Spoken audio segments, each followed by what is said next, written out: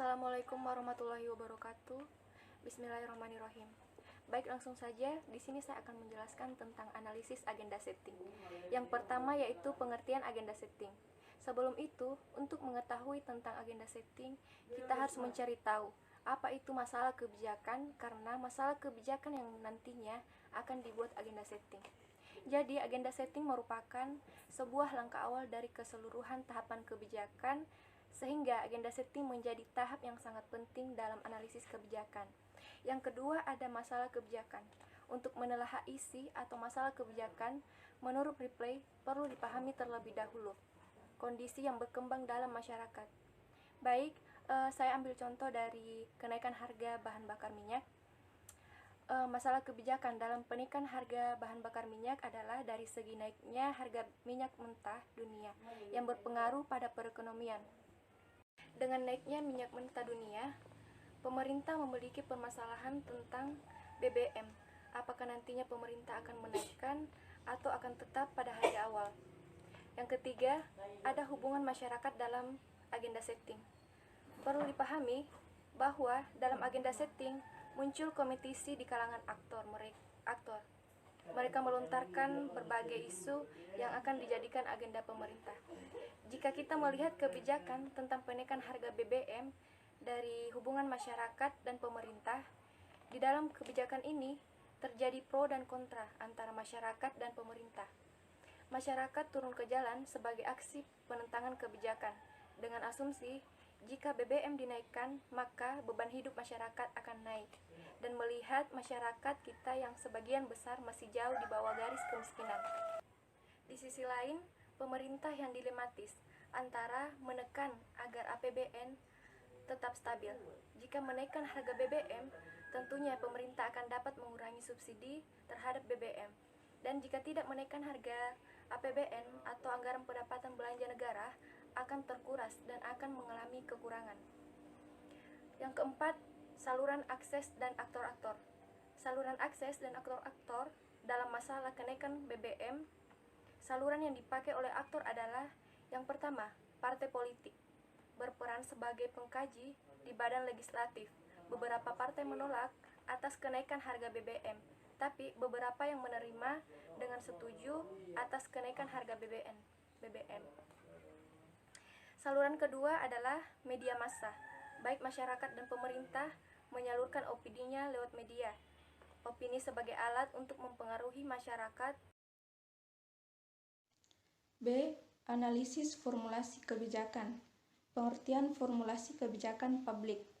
Formulasi kebijakan publik adalah sebuah tahap dalam proses kebijakan di mana sebuah isu yang menjadi agenda pemerintah diteruskan dalam bentuk hukum publik. Contoh, dalam hal ini, formulasi kebijakan publik adalah penggodokan tentang penaikan harga BBM atau tidak. Dalam proses ini, terjadi di dalam pemerintah sebagai pembuat kebijakan dan legislatif sebagai badan pengontrol pemerintah. Aktor perumus kebijakan. Para aktor merupakan penentu isu kebijakan dan pemberi warna dinamika tahapan-tahapan proses kebijakan. Sesuai dengan pendapat Lister and Stewart, para aktor perumus kebijakan terdiri dari agensi pemerintah yang terdiri dari birokrat karir. Kantor kepresidenan, seringkali presiden terlibat dalam proses pengambilan kebijakan.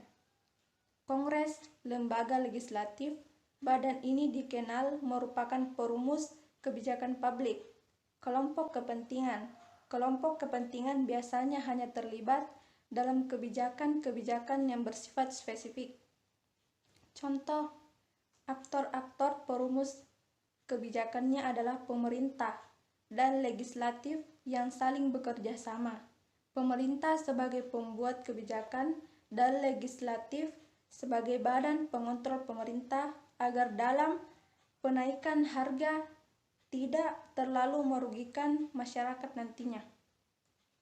Model perumusan kebijakan publik.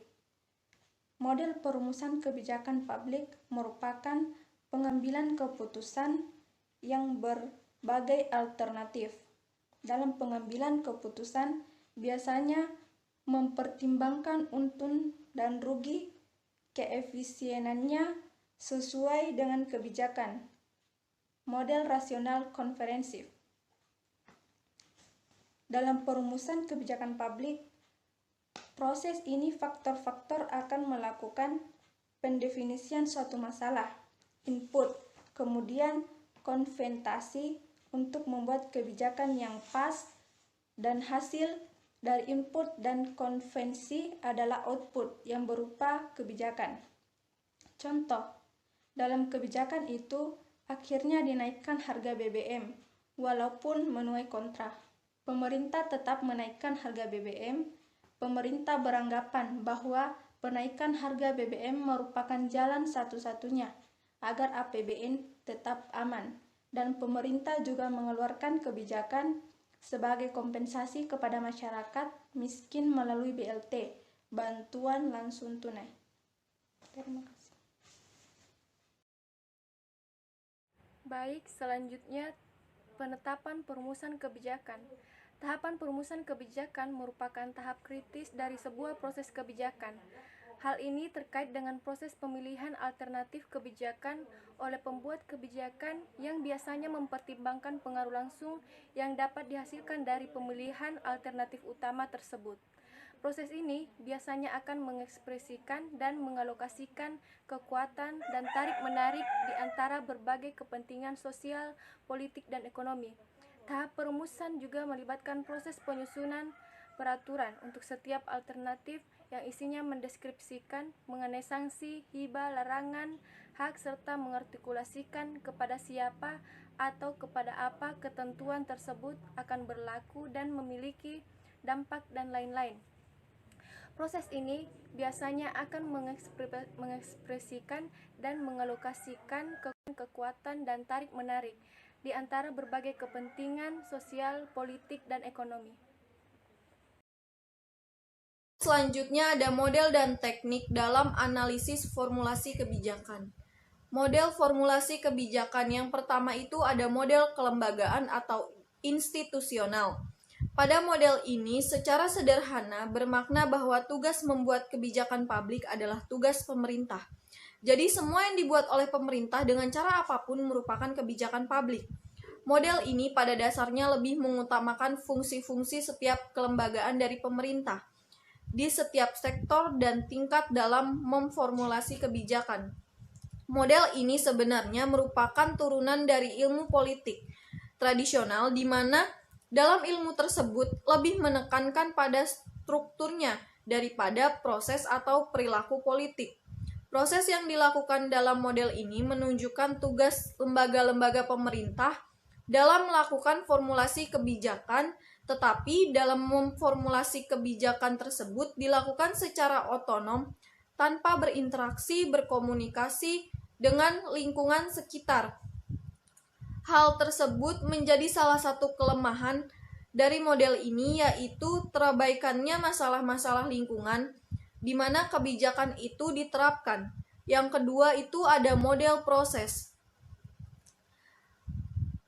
Model ini menunjukkan tentang bagaimana kebijakan dibuat atau seharusnya dibuat, akan tetapi kurang memberikan tekanan pada substansi seperti apa yang harus ada dalam kebijakan tersebut. Jadi, lebih mengutamakan step by step pembuatan kebijakan, tetapi kurang fokus terhadap isi hal-hal penting yang harus ada dalam kebijakan itu. Yang ketiga ada model teori kelompok. Dalam pengambilan kebijakan, penganut teori ini mengandaikan kebijakan sebagai titik keseimbangan. Intinya adalah interaksi yang terjadi di dalam kelompok akan menghasilkan keseimbangan yang terbaik. Individu di dalam kelompok kepentingan berinteraksi secara formal maupun informal, secara langsung atau melalui media massa, menyampaikan tuntutan kepada pemerintah untuk mengeluarkan kebijakan publik yang diperlukan. Sistem politik pada model ini berperan untuk memanage konflik yang muncul akibat adanya perbedaan tuntutan. 4. Ada model teori elit. Model teori ini mengasumsi bahwa dalam setiap masyarakat terdapat dua kelompok, yaitu pemegang kekuasaan dan yang tidak berkuasa. Di dalam formulasi kebijakan, sedemokratis apapun, selalu ada bias karena pada akhirnya kebijakan tersebut merupakan preferensi politik dari para elit politik. Sisi negatifnya adalah dalam sistem politik, para elit politiklah yang akan menyelenggarakan kekuasaan sesuai kehendaknya. Sisi positifnya adalah seorang elit politik yang berhasil memenangkan gagasan membawa negara ke kondisi yang lebih baik dibanding dengan pesaingnya. Secara top-down, elit politiklah yang membuat kebijakan, sedangkan implementasi kepada rakyat dilakukan oleh administrator publik. Prinsip dasarnya kebijakan yang dibuat bersifat konservatif karena para elit politik ingin mempertahankan statusnya. Kelemahannya yaitu kebijakan yang dibuat elit politik tidak selalu mementingkan kesejahteraan rakyat. Yang kelima ada model teori rasionalisme. Dalam formulasinya harus berdasarkan keputusan yang sudah diperhitungkan rasionalitasnya, yaitu perbandingan antara pengorbanan dan hasil yang akan dicapai, sehingga model ini lebih menekankan pada aspek efisiensi dan ekonomis. Cara-cara formulasi kebijakan ini disusun dalam urutan. Yang pertama, mengetahui preferensi publik dan kecenderungannya. Yang kedua, menemukan pilihan-pilihan. Yang ketiga, menilai konsekuensi masing-masing pilihan. Yang keempat, menilai rasio nilai sosial yang dikorbankan. Yang kelima, ada menilai alternatif kebijakan yang paling efisien. Model ini termasuk yang ideal dalam formulasi kebijakan, dalam arti untuk mencapai tingkat efisiensi dan efektivitas kebijakan. Selanjutnya yang keenam, model inkrementalis atau inkremental. Pada dasarnya merupakan kritik terhadap model rasional di mana para pembuat kebijakan tidak pernah melakukan proses seperti yang disyaratkan oleh pendekatan rasional karena mereka tidak memiliki cukup waktu intelektual maupun biaya. Ada kekhawatiran muncul dampak yang tidak diinginkan akibat kebijakan yang belum pernah dibuat sebelumnya. Adanya hasil-hasil dari kebijakan sebelumnya yang harus dipertahankan dan menghindari konflik.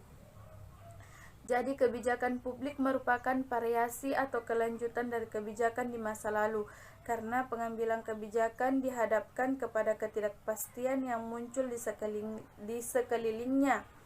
Maka pilihannya adalah melanjutkan kebijakan di masa lalu dengan melakukan modifikasi seperlunya. Pemerintah dengan kebijakan inkrementalis berusaha mempertahankan komitmen kebijakan di masa lalu untuk mempertahankan kinerja yang telah dicapai.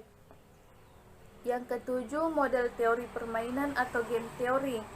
Model ini dicap sebagai model konspiratif, di mana mulai muncul sejak berbagai pendekatan yang sangat rasional tidak mampu menyelesaikan pertanyaan yang muncul, yang sulit diterangkan dengan fakta-fakta yang tersedia. Gagasan pokok dari teori ini ada dua. Yang pertama, formulasi kebijakan berada pada situasi kompetisi yang intensif. Yang kedua, para aktor berada dalam situasi pilihan yang tidak independen ke dependen, melainkan situasi pilihan yang sama-sama bebas atau independen. Konsep kunci teori ini adalah strategi, di mana kuncinya bukanlah yang paling aman, tetapi yang paling aman dari serangan lawan. Jadi teori ini memiliki tingkat konservativitas yang tinggi, karena pada intinya merupakan strategi defensif, tetapi bisa juga dikembangkan menjadi strategi ofensif asal yang bersangkutan memiliki posisi superior dan dukungan sumber daya yang memadai. Yang kedelapan, model pilihan publik atau public choice. Dalam menyusun kebijakan, pemerintah melibatkan publik melalui kelompok-kelompok kepentingan dan ini secara umum merupakan formulasi kebijakan yang paling demokratis karena memberi ruang yang luas kepada publik untuk mengkontribusikan pilihan-pilihannya kepada pemerintah sebelum diambil keputusan. Meskipun ideal dalam konteks demokrasi dan kontrak sosial, namun memiliki kelemahan pokok dalam realitas interaksi itu sendiri karena interaksi akan terbatas pada publik yang mempunyai akses di sisi lain terhadap kecenderungan dari pemerintah untuk memuaskan pemilihannya daripada masyarakat. Yang kesembilan, model sistem atau sistem. Menurut David Eston, pendekatan dalam model ini terdiri dari 3 komponen, yaitu input, proses, dan output. Salah satu kelemahan dari pendekatan ini adalah terpusatnya perhatian pada tindakan-tindakan yang dilakukan pemerintah dan pada akhirnya kita kehilangan perhatian pada apa yang tidak pernah dilakukan pemerintah. Jadi, formulasi kebijakan dengan model sistem mengibaratkan bahwa kebijakan merupakan hasil output dari politik. Seperti dalam ilmu politik, maka sistem politik terdiri dari input dan output sehingga dapat dipahami. Proses formulasi kebijakan publik dalam sistem politik mengandalkan masukan atau input yang terdiri dari tuntutan dan dukungan. Masuk pada bagian model pengamatan terpadu atau mixed scanning. Model ini merupakan penggabungan antara model rasional dengan model inkremental. Menurut Amita Etzioni tahun 1967 yang memperkenalkan model ini sebagai suatu pendekatan terhadap formulasi keputusan-keputusan pokok dan inkremental.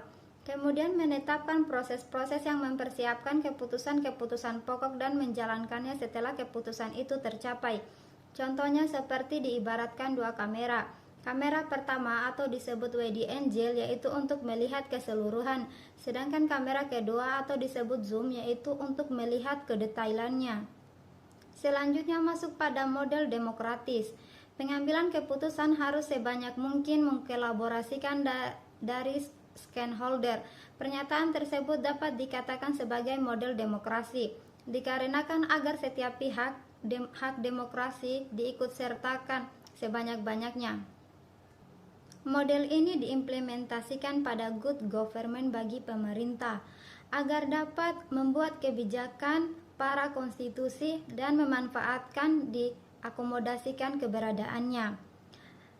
Model ini sebenarnya sudah baik, namun kurang efektif dalam mengatasi masalah-masalah yang bersifat kritis, darurat, dan dalam kelangkaan sumber daya. Namun model ini juga mampu dijalankan secara efektif karena setiap pihak itu mempunyai kewajiban untuk ikut serta dalam mencapai keberhasilan. Selanjutnya masuk pada model strategis. Perencanaan strategis masyarakat mengumpulkan informasi secara luas, yaitu eksploratif, alternatif, dan menekankan implikasi masa depan dengan keputusan sekarang. Fokusnya lebih kepada pengidentifikasian dan perencanaan isu-isu yang menekankan pada penilaian terhadap lingkungan di luar dan di dalam organisasi. Perencanaan strategi ini membantu organisasi untuk 1. Mengembangkan strategi-strategi yang efektif. 2. Memperjelas arah masa depan. 3. Menciptakan prioritas. 4. Membuat keputusan sekarang dengan perhatikan kesuksesan masa depan. Untuk proses perumusannya adalah 1. Mengusulkan dan menyampaikan perencanaan strategi atau memahami manfaat perencanaan strategi dan mengembangkannya. 2. Merumuskan panduan proses. Dan 3. Memperjelaskan wewenang dan misi organisasi. 4. Melakukan analisis SWOT atau menilai kekuatan dan kelemahannya. Kesimpulan dari model ini yaitu fokusnya lebih kepada rincian-rincian langkah manajemen strategi. Assalamualaikum warahmatullahi wabarakatuh. Saya akan membahas 5 teknik dalam tahapan perumusan masalah. Yang pertama adalah tahap perumusan masalah, yang kedua persyaratan perumusan masalah, yang ketiga kesalahan tipe ketiga, yang keempat perumusan kebijakan publik, dan yang kelima metode perumusan masalah. Yang pertama itu adalah tahap identifikasi masalah. Ide masalah yang didapatkan mungkin masih bersifat umum dan terlalu luas cakupannya. Karena itu, setelah ide didapat, perbanyak informasi tentang masalah tersebut melalui literatur yang ada dan dikuasai dengan orang yang berkompeten dan dengan masalah tersebut dan lain-lain. Contohnya, Anda melihat adanya keruwetan lalu lintas di depan pasar Clover. Yang kedua, tahapan analisa. Setelah masalah identifikasi dan benar-benar dipahami, dilakukan analisa untuk menentukan variabel yang akan diteliti. Contohnya, pada contoh sebelumnya, masalah keruwetan lalu lintas di depan pasar Clover sudah dapat diperoleh gambar-gambar faktor yang menimbulkannya. Yang ketiga yaitu tahap fokus dan scope. Dari analisa dilakukan akan didapat masalah yang lebih spesifik dan terfokus. Masalah yang spesifik dan terfokus ini akan selanjutnya diteliti dan diukur variabel-variabelnya. Persyaratan perumusan masalah. Yang pertama yaitu bersifat orisinil. Yang kedua, berguna bagi kepentingan ilmu pengetahuan dan bagi masyarakat. Yang ketiga, dapat diperoleh dengan cara ilmiah. Yang kelima, jelas dan padat. Yang keenam, dirumuskan dalam bentuk kalimat yang nyata. Dan keenam, bersifat etis, tidak menyinggung adat istiadat, ideologis, dan kepercayaan agama. Yang ketiga itu kesalahan tipe ketiga. Kesalahan tipe ketiga yaitu melakukan secara benar untuk memecahkan masalah yang dirumuskan secara salah agar dapat dirumuskan kebijakan secara benar.